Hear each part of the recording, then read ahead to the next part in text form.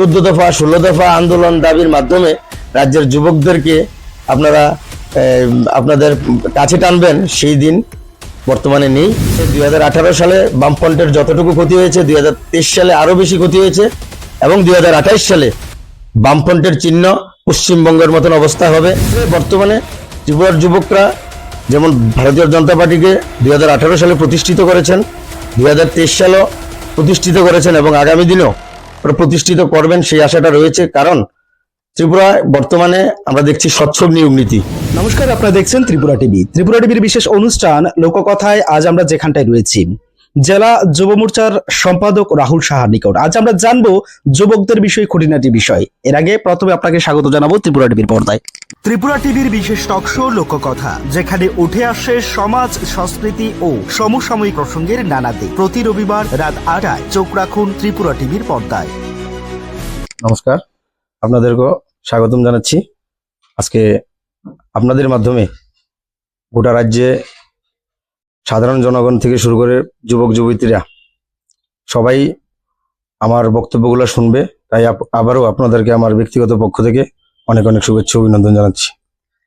আর রাহুলবাবু, প্রথমে জানতে চাইবো 2018 পরিবর্তনের পর এখন 2026 আসন্ন প্রায়, এই যে বৎসরগুলিতে আপনার জেলা সহকারে রাজ্যের যুবকদের উন্নয়নে কতটা কাজ করেছে আপনার সরকার? বেসিক্যালি রাজ্যের যুবকদের বা বেকার সমস্যা সমাধানে আমাদের ভারতীয় জনতা পার্টির সরকার প্রতিষ্ঠিত হওয়ার পর বিভিন্ন রকম ভাবেই আমাদের প্রকল্প বাস্তবায়ন করার লক্ষ্যে আমাদের ভারতীয় জনতা পার্টির সরকার প্রতিনিয়ত কাজ করে চলছে। আমরা সবাই জানি যে আসলে বেকার সমস্যা সমাধান করার জন্য শুধু যে সরকারি চাকরি প্রদান করা শ্রেষ্ঠ হবে এটা না। আসলে আমরা কর্মসংস্থানের উপর নির্ভরশীল। কর্মদক্ষতা অনুযায়ী যার যার কর্মসংস্থান হওয়া, সেটাই ভারতীয় জনতা পার্টির মূল বক্তব্য এবং আগামী দিনের অবস্থান। ভারতীয় জনতা পার্টি চায় যে প্রত্যেকটা যুবক নিজস্ব কর্মদক্ষতা অনুযায়ী যাতে কর্মসংস্থানের সুযোগ পেয়ে থাকে, যার জন্য আমাদের ভারতীয় জনতা পার্টির সরকার কেন্দ্রীয় প্রকল্পের মাধ্যমে PM বিশ্বকর্মা যোজনা, আপনারা সবাই জানেন, সেখানে 18টি বিভিন্ন ক্যাটাগরির শ্রমিকদেরকে প্রথম ট্রেনিং পরে সার্টিফিকেট প্রদান এবং ট্রেনিং চলাকালীন সময়েও ওদেরকে 500 টাকা দৈনিক হাজিরা এবং 15,000 টাকার টোল কিট সহকারে পরবর্তী সময়ে ব্যাংকের মাধ্যমে প্রথম অবস্থায় 1 লাখ টাকা এবং পরবর্তী সময়ে সেটা 3 লাখ অবধি প্রদান করার জন্য আমাদের ভারতের প্রধানমন্ত্রী নরেন্দ্র মোদীজি সেই PM বিশ্বকর্মা যোজনা ভারতবর্ষে লাগু করেছিলেন। তাছাড়াও আমরা জানি PMEGP, যেটার মাধ্যমে ব্যাংক থেকে ক্ষুদ্র সাময়িক আমাদের ইন্টারেস্টের মাধ্যমে সাবসিডি যেটা 30 থেকে 35% হয়, সেটার মাধ্যমেও অনেক বেকার সমস্যা সমাধানে আমাদের সরকার কাজ করে গেছে। তাছাড়াও আমরা জানি স্কিল ইন্ডিয়ার মাধ্যমে প্রশিক্ষণ দেওয়া হচ্ছে এবং প্রশিক্ষণের পরে বিভিন্ন বেসরকারি কোম্পানি থেকে শুরু করে সরকারি কোম্পানির মধ্যে কর্মসংস্থান করে দেওয়ার জন্য আমাদের সরকার প্রতিনিয়ত কাজ করে চলছে।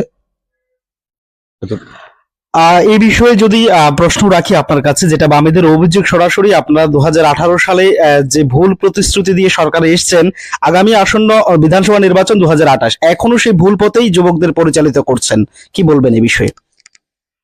আমাদের প্রতিশ্রুতি ভুল ছিল না।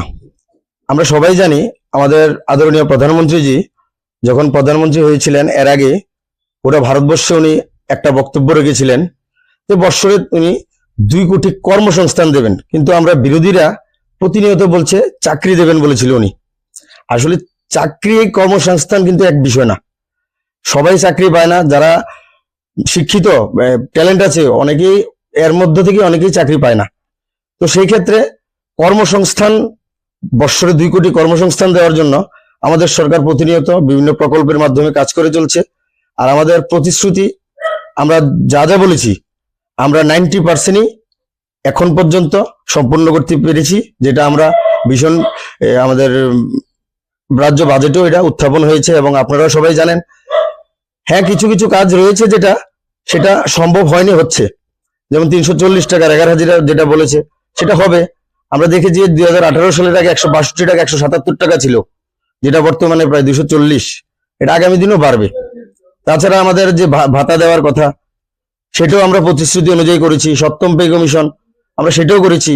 কিন্তু বিরোধী তো আসলে বিরোধী বলতে কি বলবো, আমরা সবাই জানি বামফ্রন্ট সরকার থাকাকালীন অবস্থায়, ওরা সরকার থাকাকালীন অবস্থায় রাজ্যের একদম ছাত্র থেকে শুরু করে বয়স্ক লোক পর্যন্ত, মহিলা থেকে শুরু করে ঘরের বউদেরকে নিয়ে তারা রাস্তায় আন্দোলন করেছিল কেন্দ্রের বিরুদ্ধে। কেন্দ্র দেয় না, দিচ্ছে না, বিভিন্ন রকমের দাবি দেওয়া নিয়ে। তো স্বাভাবিকভাবে আজকে ওরা বিরোধী। তো যেহেতু বিরোধী, তারা তো বিভিন্ন রকমের দাবি আন্দোলন সেটা করবে, স্বাভাবিক। কিন্তু আমরা মনে করি যে হ্যাঁ, বিরোধী থাকা প্রয়োজন। বিরোধীর যদি শক্ত বিরোধী অবস্থান করে, তাহলে সরকারের কাজ করতেও অনেক সুবিধা হয়, সেটাই আমি বলবো। আন্দোলনের একটা বিষয় আপনি তুললেন যে বাম আমলায় আন্দোলন, যেটা রাস্তাঘাটে আমরাও দেখতাম, পরিলক্ষিত করতাম, কিন্তু এখন বর্তমান সময়ে আন্দোলন করতে হচ্ছে না, আপনার সবকিছু পেয়ে যাচ্ছে আপনার কথায়। কিন্তু বিজেপি বলছে, বামেরা এই জায়গায় অভিযোগ করছেন যে আসলে আন্দোলন না করার জন্য নেশায় গোটা যুব সমাজকে আচ্ছন্ন করে রেখেছেন বিজেপি, যার দরুন এখন আর আন্দোলন করে না, কাজ ও খাদ্যের দাবিতে ছাত্র যুবরা রাস্তায় নামে না। কি বলবেন এই নেশা সম্পর্কে? দেখুন, 2018 সালের আগে ত্রিপুরায় নেশার যে রমরমাটা সেটা অধিক পরিমাণে ছিল, যার কারণে আমাদের ভারতীয় জনতা পার্টির নির্বাচনী প্রচারের মুখ্য একটা অংশ হিসেবে আমরা নেশা বিরোধী অভিযানকে উত্থাপন করেছিলাম। আজকে যদি ত্রিপুরা রাজ্যে নেশার রমরমাটা না থাকতো, তাহলে নেশা বিরোধী অভিযান, নেশামুক্ত ত্রিপুরা গড়ার মতন স্লোগান আমাদের মুখ্যমন্ত্রী ডাক দিতেন না। এবং আজকে সেই জিরো টলারেন্স নীতির মাধ্যমে ত্রিপুরা রাজ্যে প্রায় প্রত্যেক দিন প্রচুর পরিমাণে গাছ থেকে শুরু করে একদম উৎপাদিত গাঁজা ধ্বংস করা হচ্ছে।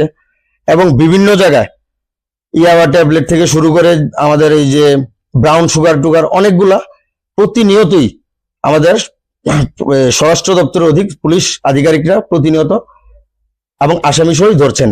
যা এনডিপিএস যে একটা ধারা, সেই ধারাটা 2018 সালের আগে কেমন, এই ধারায় কতজন অভিযুক্ত এবং কি পরিমাণে নেশা সামগ্রী আটক করেছিলেন সরকার বা পুলিশ প্রশাসন, এবং 18-র পরে বর্তমান পর্যন্ত কতটুকু সাফল্য এনডিপিএস এ, সেটা ত্রিপুরার জনগণ জানে আপনাদের মাধ্যমেই।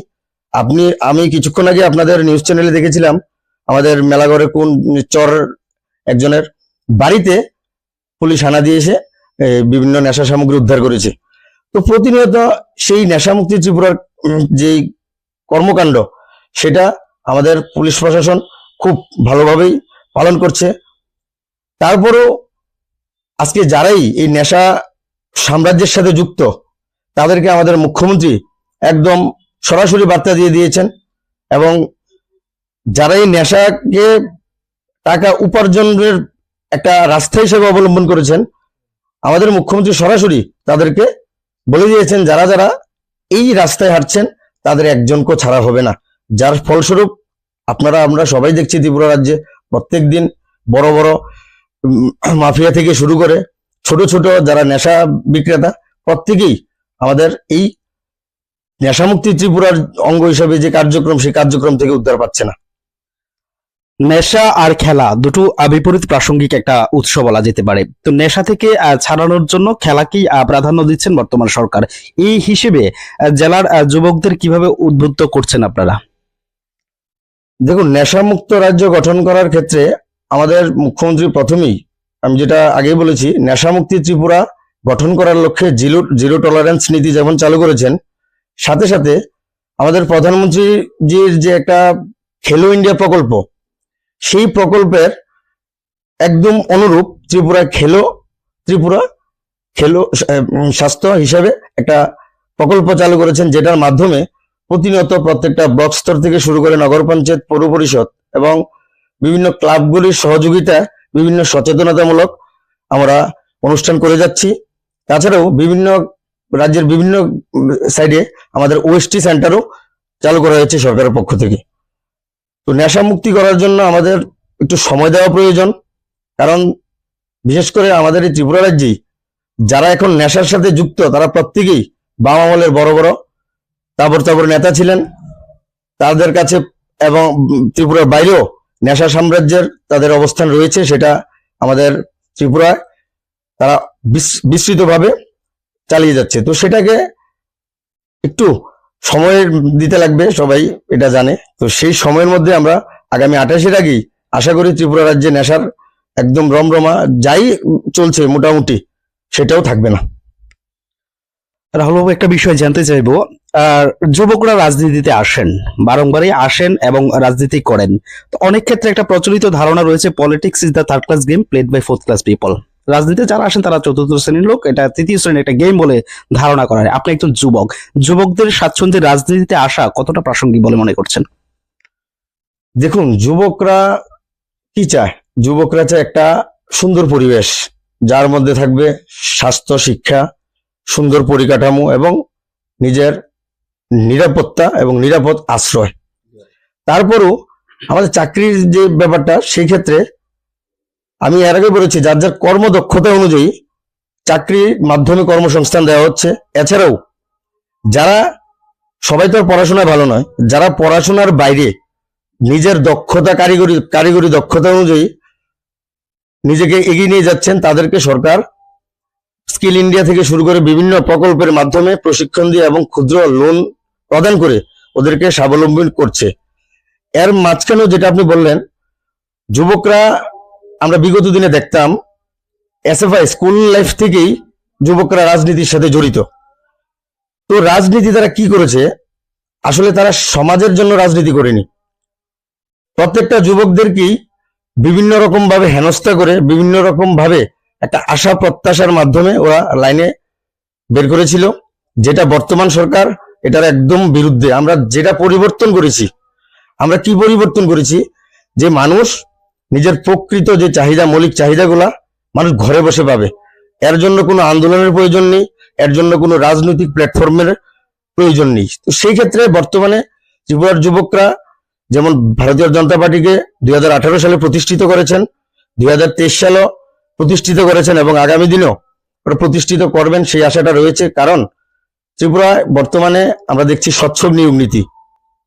যে স্বচ্ছ নিয়োগ নীতির মাধ্যমে আমাদের ত্রিপুরায় বিজেপি সরকার প্রতিষ্ঠিত হওয়ার পর সিপিএম বামফ্রন্টের একজন এমএলএ ছিলেন, যার নাম ঝুমু সরকার বরজলার, উনিও স্বচ্ছ নিয়োগ নীতির মাধ্যমে ত্রিপুরা সরকারের চাকরি পেয়ে। একটা বিষয় জানতে চাইবো, সরাসরি আপনাদের বিরোধী শিবির অভিযোগ করেন আপনারা যুবকদের সাথে সরাসরি প্রতারণা করেছেন। সেই বিষয়টাকে যদি কোন ভাষায় প্রতিহত করবেন আপনি? দেখুন, বিরোধীরা সবসময় বিরোধী কথাবার্তাই বলে, সেটা আমিও জানি, আপনারাও জানেন। তো আমি সেক্ষেত্রে বলবো, ভারতীয় জনতা পার্টি যুবকদের সাথে কোনো প্রতারণা করেননি। করেছেন বিগত সরকার, যারা শাসনের নামে শোষণ করে গেছেন। দেখা গেল বিগত দিনে এই যে 10,323 যারা যুবক যুবতীরা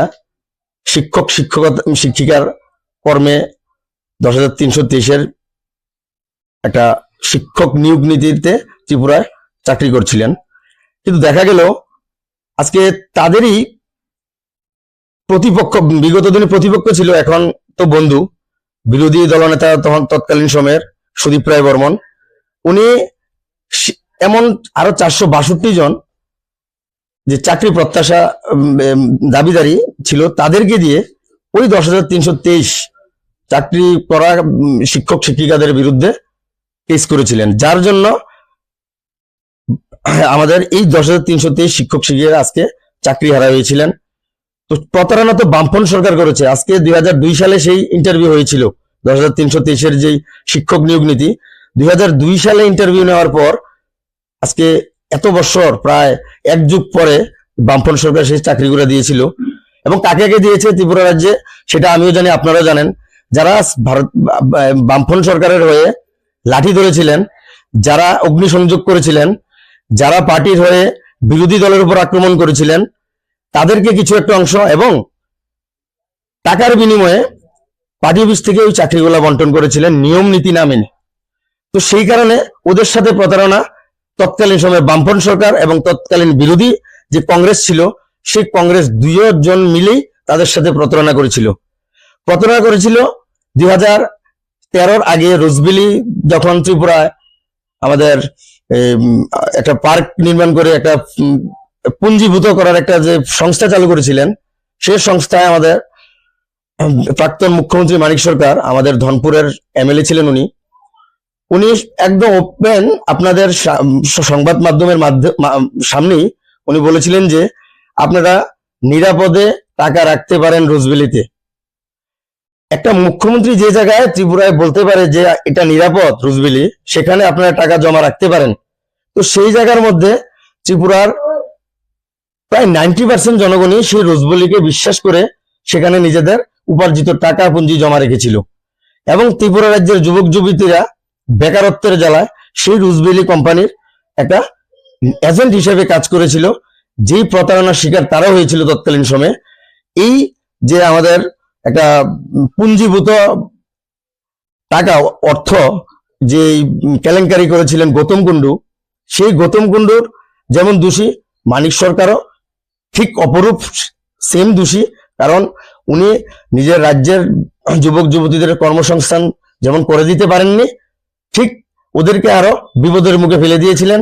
যখন ওনারা রোজভ্যালির হয়ে এজেন্ট কাজ করেছিলেন, ওদের মাধ্যমেই কিন্তু রোজভ্যালি কোম্পানি জনগণের কাছ থেকে সব টাকা উঠে নিয়েছিল একটা কমিশনের মাধ্যমে। কিন্তু পরবর্তী সময় যখন একটা আমানতকারী সেই টাকা পাচ্ছে না, কোম্পানি চলে গেছে, তখন কিন্তু ওই আমানতকারী যে এজেন্ট, অর্থাৎ আমাদের রাজ্যের যে যুবক যুবতীরা ওই রোজভ্যালির কোম্পানির হয়ে টাকা আমানতকারী থেকে কোম্পানিতে পৌঁছে দিয়েছিলেন, তারা কিন্তু এই প্রতারণার শিকার হয়েছে এবং আমানতকারীদের কাছে তারাও একটা দোষী হয়েছিল। যার কারণে তৎকালীন সময়ে এই যুবক যুবতীরা অনেকেই আমাদের ত্রিপুরা রাজ্য ছাড়া হয়েছিলেন টাকা দেনার ভয়ে। অনেকেই নিজের জমি জমা বিক্রি করেছিলেন ওই আমানতকারীদের টাকা দেওয়ার জন্য। অনেকেই, যেই ছেলেটা আজকে এমএ পাস করেছিল, ওই ছেলেটা রাজযোগালী কাজ করতে, কাঠমিস্ত্রি কাজ করতে আমরা দেখেছিলাম। তো রাজ্যের সাথে প্রতারণা ভারতীয় জনতা পার্টি করেনি। ভারতীয় জনতা পার্টি রাজ্যের যুবকদের কর্মসংস্থান দেওয়ার জন্য, রাজ্যের যুবকদের রোজগার দেওয়ার জন্য বিশ্বকর্মা যোজনা থেকে শুরু করে স্কিল ইন্ডিয়া, আত্মনির্ভর ভারত, মেক ইন ইন্ডিয়া এর মাধ্যমে আজকে ব্যাংক থেকে বিনা গ্যারান্টিতে, প্রধানমন্ত্রীর কথা অনুসারে বিনা গ্যারান্টিতে 4টি স্তরে লোন দেওয়া হচ্ছে। 1 টাকা থেকে 50,000 পর্যন্ত দেওয়া হচ্ছে শিশু লোন, 50,000 থেকে 5 লাখ 1 টাকা অবধি দেওয়া হচ্ছে কিশোর লোন, 5 লাখ থেকে 10 লাখ অবধি দেওয়া হচ্ছে তরুণ লোন, 10 লাখের ঊর্ধ্বে গিয়ে তরুণ প্লাস বিভাগ লোন। আমাদের বর্তমান সব ব্যাংক থেকেই, ত্রিপুরা রাজ্যের ব্যাংক থেকেই যুবকদের প্রদান করা হচ্ছে। তো প্রতারণা ভারতীয় জনতা পার্টি করেনি, প্রতারণা বামফ্রন্ট করেছে, সেটা আমিও জানি, গোটা রাজ্যের যুবক যুবতীরাও জানে।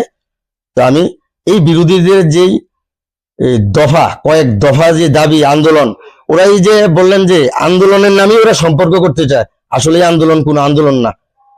আমি দেখলাম মানিক সরকার আমাদের আস্তাবল ময়দানে, বর্তমান স্বামী বিবেকানন্দ ময়দানে, উনি বক্তব্য রাখার সময় বলছেন খাদ্য নেই, ত্রিপুরা রাজ্যে অনাহার চলছে।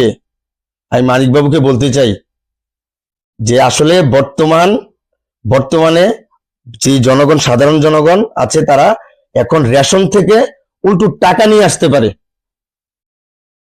কারণ আমরা বিগত দিনে দেখেছি যে চালের একটা টাকা দর ধরা ছিল, যেটা প্রধানমন্ত্রী যে কোভিড-19 যখন আমাদের পুরো ভারতবর্ষকে গ্রাস করেছিল, তখন গোটা ভারতবর্ষের সাথে সাথে ত্রিপুরার প্রত্যেকটা রেশন সামগ্রী প্রদানের ক্ষেত্রে আমাদের চালকে বিনামূল্যে করে দিয়েছেন এবং ফ্রি চালও অনেকদিন চালিয়েছিলেন, প্রায় এটা 2022-21 পর্যন্ত চালিয়েছিলেন।